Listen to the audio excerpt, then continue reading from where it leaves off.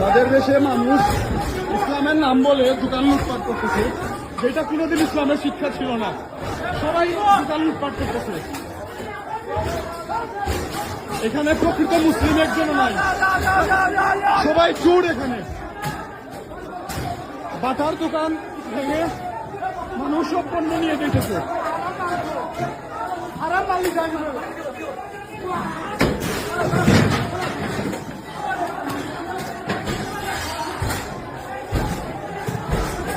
ইসলাম কখনো এটা দিতে নাই। এখানে প্রকৃত মুসলিম একজন নাই, সবাই চোর। এখানে বাটার দোকান ভেঙে মানুষ সব পণ্য নিয়ে যেতেছে। আরাম মালিক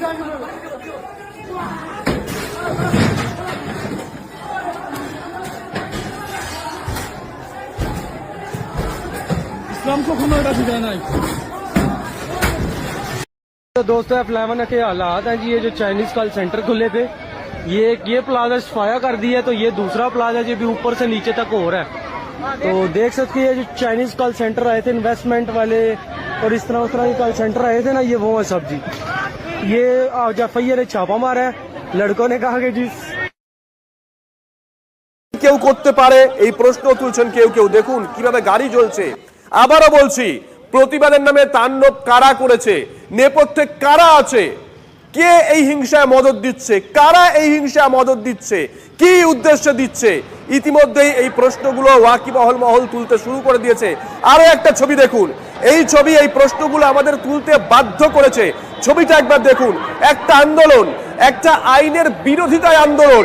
আমজনতা বলছে রাস্তায় নেমে এসেছে, মানে যারা আন্দোলন করছে তারা দাবি করছে আর কি। কিন্তু তার সঙ্গে শপিং মলের এই লুটপাটের কি সম্পর্ক? ছবিটা একবার দেখুন। শপিং মল থেকে লুটপাট করা হচ্ছে, শপিং মল থেকে লুটপাট করা হচ্ছে। এটা কি কোনো আন্দোলনের চেহারা হতে পারে? একবার দেখুন। সব থেকে গুরুত্বপূর্ণ প্রশ্ন শুভজিৎ তুমি করলে, যদি তারা কোনো একটা বিষয়ের প্রতিবাদ জানায়, প্রতিবাদের সঙ্গে লুট